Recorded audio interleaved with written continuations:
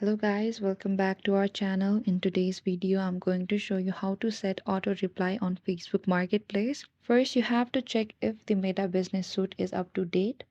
If you could see we are up to date, but if it's not in use, then an option will show you update and you simply need to tap on that in order to update your Meta Business Suite.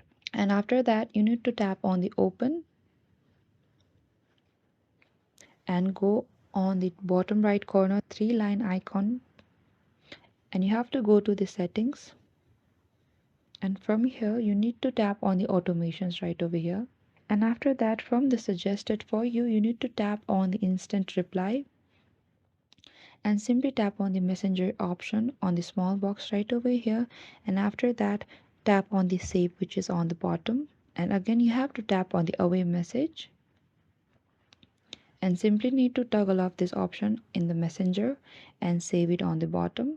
And this is how you can set auto reply on Facebook Marketplace. I hope I could help you. Don't forget to like, subscribe, and hit the bell notification icon for more upcoming uploads.